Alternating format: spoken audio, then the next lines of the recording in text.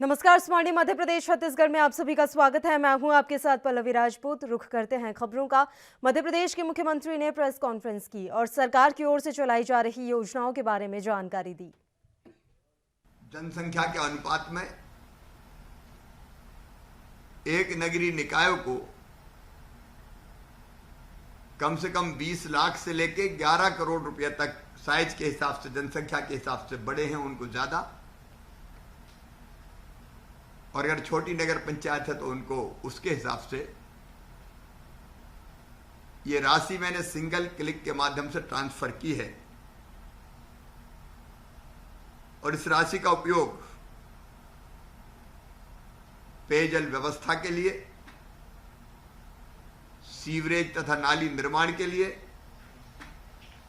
सड़क निर्माण के लिए, सड़क मरम्मत के लिए, कई जगह गड्ढे, सड़क में गड्ढे हैं, अगर भरने की व्यवस्था नहीं है तो फिर होगा क्या, तो सड़क मरम्मत भी की जा सकती है। अधोसंरचना विकास के काम किए जा सकते हैं। गंदी बस्तियों में भी अधोसंरचना निर्माण के काम किए जा सकते हैं। ठोस अपशिष्ट प्रबंधन, ई गवर्नेंस, शहरी सुधार, अग्निशमन सेवाएं, अनेकों काम ऐसे थे जिनकी जरूरत थी। अब इस राशि से आप तात्कालिक ये काम संपन्न कर पाएंगे। पिछले कुछ दिन पहले ही हमने ग्राम पंचायतों को, सभी 22,800 ग्राम पंचायतों को 1555 करोड़ की राशि दी थी ताकि ग्राम पंचायतों में विकास के काम हो सके। और आज नगरीय निकायों के खाते में ये पैसा गया है। मोदी सरकार के दूसरे कार्यकाल का 1 साल पूरा होने पर बीजेपी मेगा डिजिटल अभियान चला रही है। इसी के तहत मध्य प्रदेश बीजेपी के प्रदेश अध्यक्ष वीडी शर्मा ने वीडियो कॉन्फ्रेंसिंग से पार्टी कार्यकर्ताओं और प्रदेश की जनता से संवाद किया और मोदी सरकार की उपलब्धियां गिनाई। बीजेपी प्रदेश में 6 जून से 10 जून के बीच 120 वीडियो कॉन्फ्रेंसिंग करेगी। इस दौरान पार्टी के कई बड़े नेता जनता से सीधा संवाद करेंगे और इसी के तहत आज बीजेपी के प्रदेश अध्यक्ष वीडी शर्मा ने वीडियो कॉन्फ्रेंसिंग के जरिए आज पार्टी के कार्यकर्ताओं और प्रदेश की जनता से संवाद किया और इस संवाद के दौरान उन्होंने मोदी सरकार की उपलब्धियां गिनाई।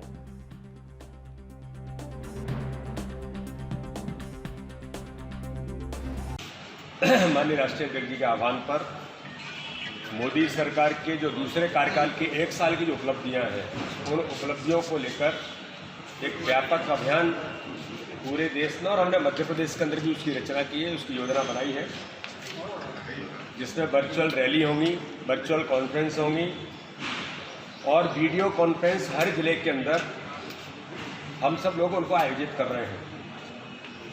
डोर टू डोर कॉन्टैक्ट में हम माननीय प्रधानमंत्री के पत्र, 1 साल की उपलब्धियों का फोल्डर और भारतीय जनता पार्टी की शिवराज सिंह चौहान की सरकार के जो अभी के जो अचीवमेंट्स हैं उनको लेकर के हम हर बूथ पर 100 घरों में संपर्क करने का हमारा अभियान है।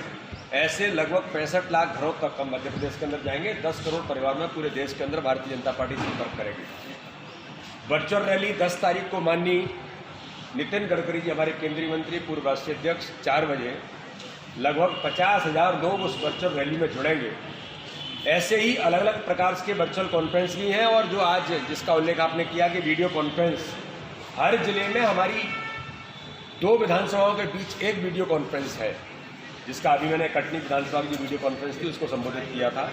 इसी प्रकार से सभी मोर्चे, हमारे जितने भी 7 मोर्चे हैं, 7 मोर्चे हर जिले में अपनी एक वीडियो कॉन्फ्रेंस करेंगे और उसमें हजारों लोग जुड़ेंगे और उसके माध्यम से नौजवान हैं, अलग अलग प्रकार के वर्गों के लोग हैं, अन्य समाजों के जो प्रमुख लोग हैं, उन सारे लोगों के साथ जुड़ने का काम 1 साल के मोदी सरकार की उपलब्धि और पिछले 5 साल के कार्यकाल में जो हमने काम किए और ऐतिहासिक काम जो भारत के अंदर हुए हैं मोदी जी के नेतृत्व में, और कोरोना महामारी के संकट में भी जो एक सफल नेतृत्व की भूमिका माननीय प्रधानमंत्री ने, भारतीय जनता पार्टी की सरकार ने केंद्र में और मध्य प्रदेश के अंदर जो निभाई है, उन सारे मुद्दों को लेकर हम इन वीडियो कॉन्फ्रेंसेस के माध्यम से जमीन में जनता के बीच जाने का प्रयास कर रहे हैं। भारत में यदि कोरोना ने महामारी का रूप लिया है तो इसका दोष बीजेपी और उसकी सरकार का है। यह बात छत्तीसगढ़ के प्रदेश कांग्रेस संचार विभाग के प्रमुख शैलेश नितिन त्रिवेदी ने कही। साथ ही उन्होंने कहा कि इसके लिए बीजेपी को चाहिए कि वे शर्मिंदगी महसूस करें और मीन मेख निकालने की जगह जहां संभव हो सके सेवा करें। बीजेपी ने न केंद्र के स्तर पर लोगों की सहायता की और न राज्य के स्तर पर। बीजेपी के लोग सिर्फ कमी तलाश करने की नाकाम कोशिशों में लगे रहे। अब जबकि छत्तीसगढ़ वासी दुख और पीड़ा झेलते हुए अपने घर वापस आ गए हैं, बीजेपी के लोग उनकी सुध लेना चाह रहे हैं और थोड़ी बहुत अब उन्हें सेवा वैसे कर ही लेनी चाहिए। उन्होंने कहा कि छत्तीसगढ़ की सरकार बिना केंद्र की सहायता के बाहर से लौटे लोगों को उनके गांवों में ही क्वारंटीन सेंटर में उन्हें रख रही है। सरकार ने बहुत सोच विचार कर क्वारंटीन सेंटर की व्यवस्था सरपंचों और ग्रामवासियों को सौंपी है और प्रशासन की भूमिका सुविधाएं जुटाने तक रखी हैं। ऐसे में बीजेपी के लोग यदि शिकायत कर रहे हैं तो वे छत्तीसगढ़ वासियों को ही दोष दे रहे हैं।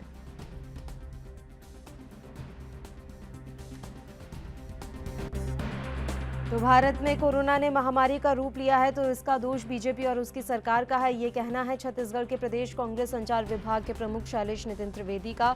उन्होंने कहा कि बीजेपी को चाहिए कि वे शर्मिंदगी महसूस करें और मीन मेख निकालने की जगह जहां संभव हो सेवा करें। बीजेपी ने न केंद्र के स्तर पर लोगों की सहायता की और न राज्य के स्तर पर। बीजेपी के लोग सिर्फ कमी तलाश करने की नाकाम कोशिशों में लगे हुए हैं।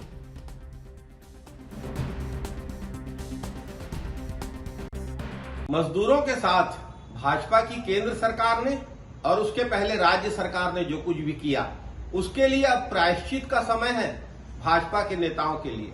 भाजपा के नेता बयानबाजी ना करें, प्रायश्चित करें।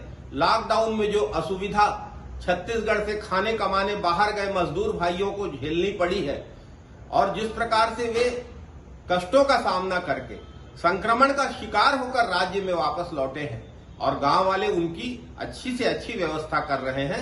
गांव वालों की व्यवस्था में भाजपा मीन मेख न निकाले, अगर हो सकता है तो कुछ सहयोग करे। मध्य प्रदेश के मंदसौर में हुए गोलीकांड की आज तीसरी बरसी है। आज ही के दिन 2017 में मंदसौर में आंदोलन कर रहे बेगुनाह किसानों के ऊपर चलाई गई गोली से 6 किसानों की मौत हो गई थी। वहीं इस मौके पर पूर्व मंत्री और कांग्रेस नेता जीतू पटवारी ने शिवराज सरकार पर हमला बोला और कहा कि आज वही काला दिन है जिसमें किसानों पर गोलियां चलाकर उनकी हत्या की गई थी। आज फिर वही सरकार है और वही किसानों की वेदना है। आज वही समय है जब वो काला दिन जिसमें किसानों पर गोलियां चलाकर उनकी हत्या की। आज वही सरकार है, वही मुख्यमंत्री है और वही किसानों की वेदना है। आप देखोगे कि केंद्र सरकार ने शिवराज सिंह चौहान को कहा कि जो अनाज किसान का और सरकार का सड़ा, इसके लिए सरकार दोषी है, मुख्यमंत्री दोषी है। मैं मानता हूँ कि प्याज किसानों के पिछले साल 100 रुपया किलो बिके थे।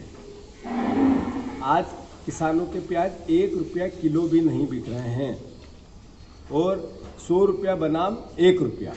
इस सरकार की स्थिति देखें। मैं मानता हूं कि किसानों का गेहूं की बात हो, चने की बात हो, भाव में फसलों के दाम की बात हो, बहुत तेज़ी से अंतर आया है परिस्थितियों में।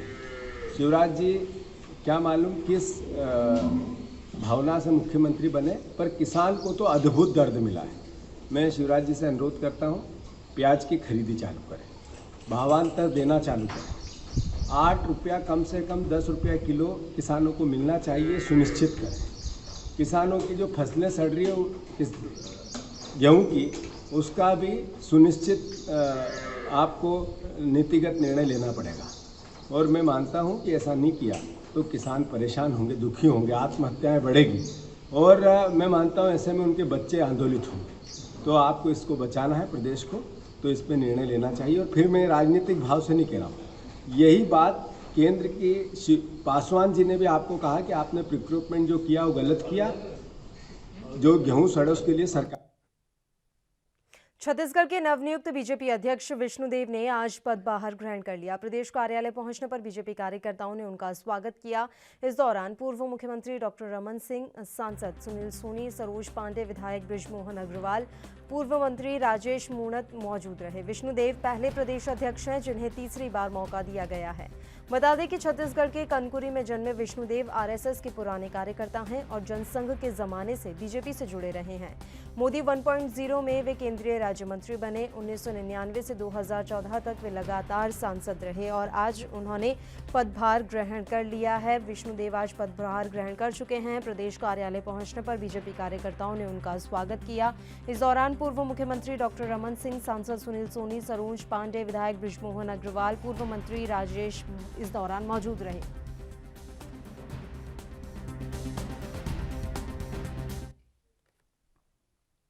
केंद्र सरकार की गाइडलाइन के मुताबिक देश भर में 8 जून से धार्मिक स्थल खोलने की इजाजत दे दी गई है।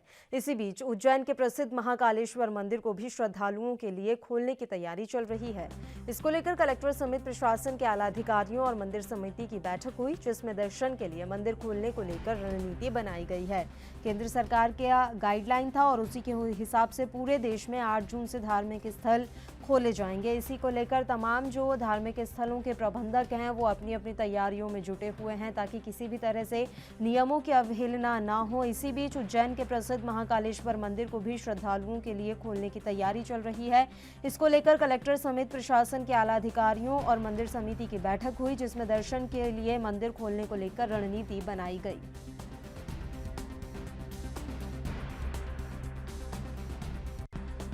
8 तारीख को गृह मंत्रालय की गाइडलाइंस के आधार पर मंदिर खोलने का निर्णय लिया गया है और आज प्रबंध समिति में उसके क्या नियम होंगे, क्या कायदे होंगे, क्या उसकी अवधि रहेगी, इस पर विस्तार से चर्चा होकर निर्णय लिए गए हैं। इसमें जो सबसे महत्वपूर्ण निर्णय है वो ये है कि मंदिर में प्रवेश मात्र प्री बुकिंग के आधार पर ही मिलेगा। कोई भी श्रद्धालु सीधा मंदिर में आके दर्शन के लिए नहीं आ सकता है जब तक कि वो प्री बुकिंग नहीं कराएगा, और प्री बुकिंग एक दिन पहले भी करानी पड़ेगी, ये भी चीज़ जो है अनिवार्य है। प्री बुकिंग के लिए हम लोगों ने बहुत आसान से विकल्प जो है वो देने का प्रयास किया है। 3 तरीके होंगे जिसके माध्यम से प्री बुकिंग कराई जा सकेगी। पहला, एक एंड्रॉयड ऐप हम लोग लॉन्च कर रहे हैं। दूसरा, एक टोल फ्री हम लोग हेल्पलाइन नंबर दे रहे हैं, और अगर कोई व्यक्ति इन दोनों का उपयोग नहीं भी करना चाहता है तो एक हम लोग कुछ काउंटर्स भी रखेंगे यहाँ पर, जिस पर व्यक्ति आके अगले दिन की बुकिंग करा सकता है।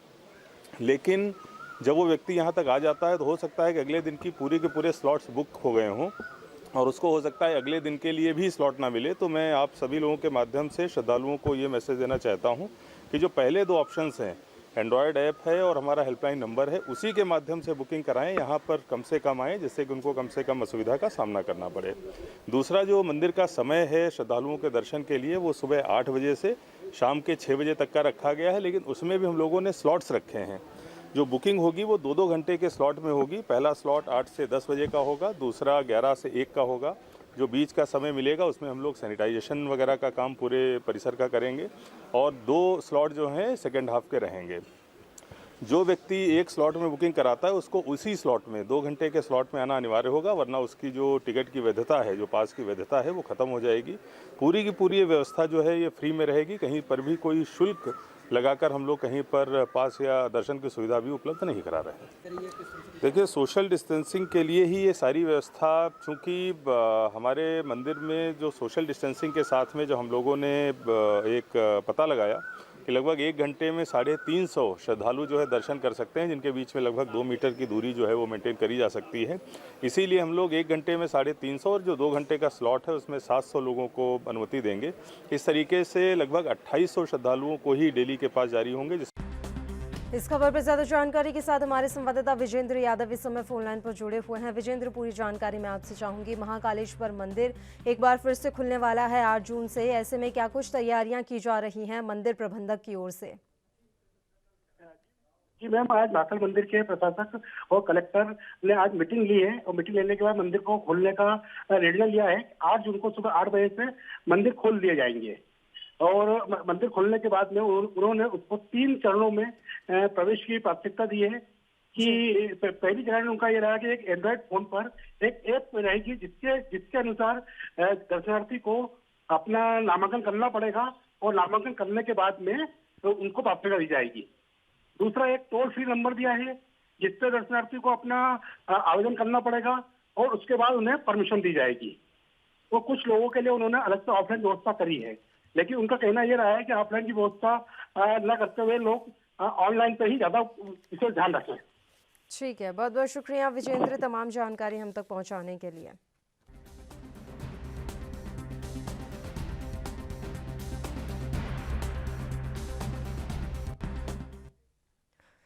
मध्य प्रदेश में शिवराज सिंह चौहान की सरकार एक और लॉकडाउन में लोगों को बिजली बिलों में राहत देने का दावा कर रही है, लेकिन सरकार के कारिंदे सरकार की योजनाओं में पलीता लगाने का काम कर रही हैं।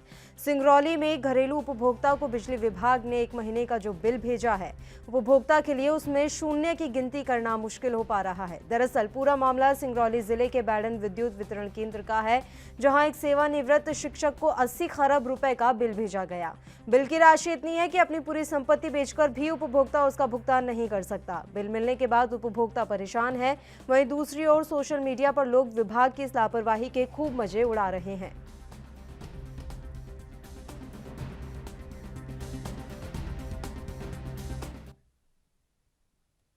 एक तरफ जहां सरकार गांवों और आदिवासियों के विकास के लिए कृत संकल्पित है, वहीं दूसरी ओर एक ऐसी पंचायत भी है जहां सचिव की मनमानी और स्वेच्छाचारिता के कारण पंचायत के समस्त विकास कार्य प्रभावित हो रहे हैं।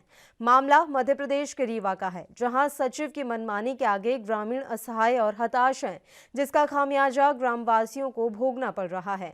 ग्रामीणों ने आरोप लगाया है कि सचिव कभी भी पंचायत में नहीं आते हैं। जब से उनकी पदस्थापना पंचायत के लिए हुई है, 3 साल में मुश्किल से 3 दिन ही सचिव पंचायत आए हैं। इतना ही नहीं, पंचायत के विकास के लिए आई राशि निकालकर गबन भी कर गए।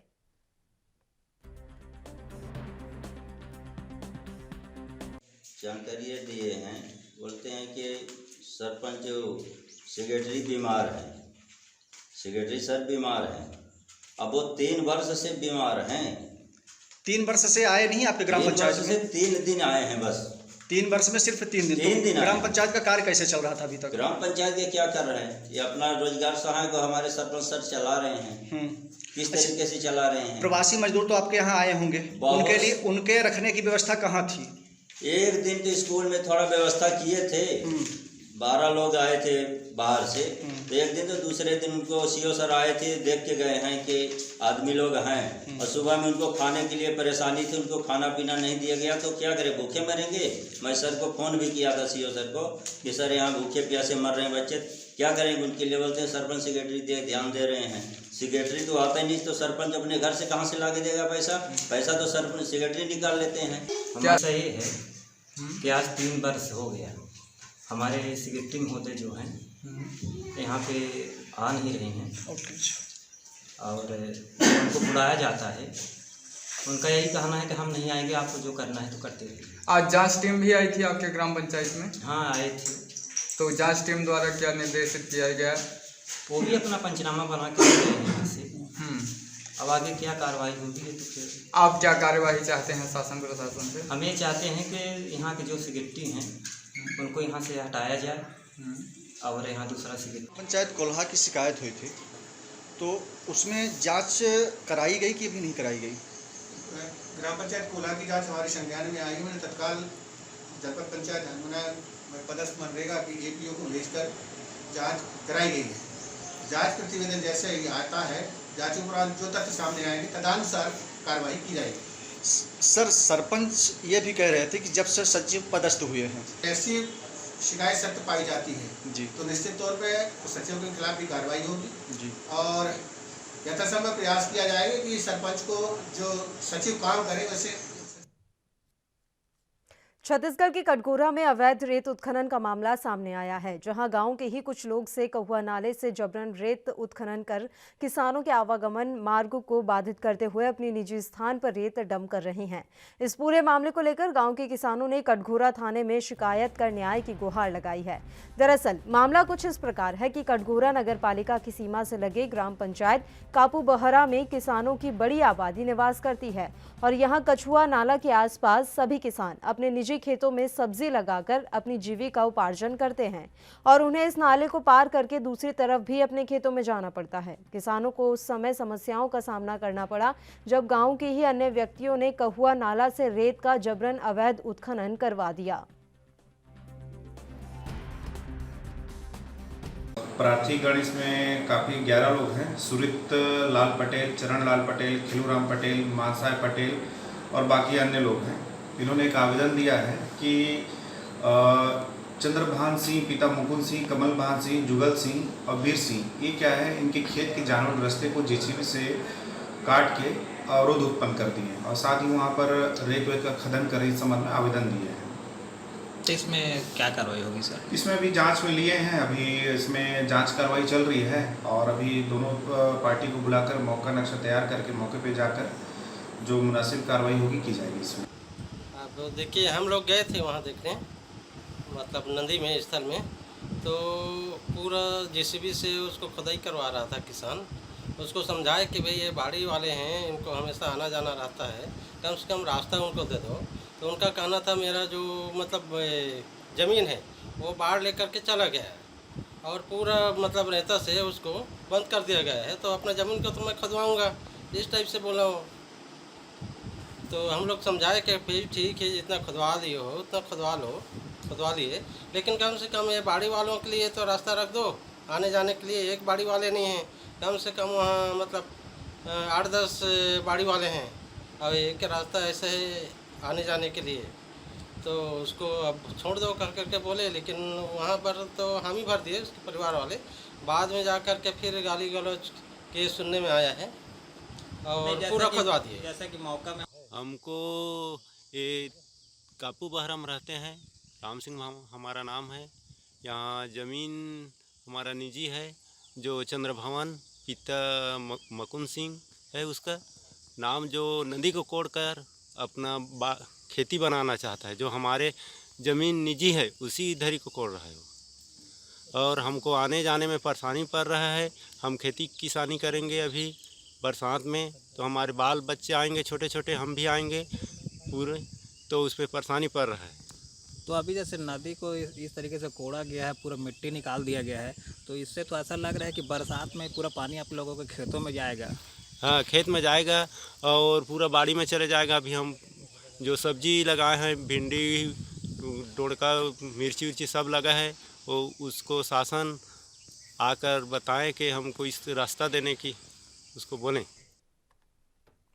मध्य प्रदेश के धार जिले में एक 8 साल की बच्ची के साथ 22 साल के व्यक्ति ने कथित तौर पर दुष्कर्म किया। मामला शहर के संजय कॉलोनी का है, जहां पर घर के बाहर खेल रही बच्ची को पास के ही रहने वाले एक युवक ने बहला फुसलाकर अपने घर बुलाया। इसके बाद दुष्कर्म की वारदात को अंजाम दिया। घटना की जानकारी मासूम ने अपने परिजनों को दी, जिसके बाद नाराज परिजनों ने मोहल्ले वालों के साथ मिलकर युवक की जमकर पिटाई की और उसे पुलिस को सौंप दिया। पुलिस ने मामला दर्ज कर जांच शुरू कर दी है। इस मामले पर पुलिस ने कहा कि मामला दर्ज कर लिया गया है और आरोपी को गिरफ्तार किया जा चुका है। हम मामले की जांच कर रहे हैं। ये थाना नौगांव क्षेत्र का संजय नगर का मामला है। ये करीब 5:30 बजे की घटना है। थाने पर सूचना आई थी कि वहाँ पर कुछ भीड़ भाड़ इकट्ठी हो रही है, तो वहाँ जाके पता चला कि एक 8 वर्षीय बच्ची के साथ आरोपी राहुल पिता संजय ने दुष्कर्म किया हुआ है। इस बात को लेकर वहाँ पर भीड़ भाड़ इकट्ठी हुई थी, जो वहाँ से बच्ची को थाने पर लाके मेडिकल के लिए भेजा गया तत्काल, एवं आरोपी को हिरासत में लिया। पूरा घटनाक्रम क्या है? छत्तीसगढ़ की कांकेर जिले के धुर नक्सल प्रभावित संगम में तैनात बीएसएफ के 157वीं बटालियन के जवान ने खुद को गोली मारकर आत्महत्या कर ली। घटना सुबह 4 बजे की है, जब हरियाणा का रहने वाला जवान सुरेश कुमार अपने दल के साथ नक्सली सर्चिंग पर गया हुआ था। वापस लौटते समय उसने कैंप से लगभग 100 मीटर की दूरी पर अपनी राइफल से खुद को ही गोली मार ली। गोली चलने की आवाज सुनकर उसके साथी जवान उसके पास पहुंचे, उसे लहूलुहान देखा और तत्काल कैंप लेकर आए। तब तक उसकी मौत हो चुकी थी। घटना की जानकारी मिलते ही बीएसएफ और पुलिस के आला अधिकारी मौके पर पहुंचे। फिलहाल पूरे मामले की जांच की जा रही है।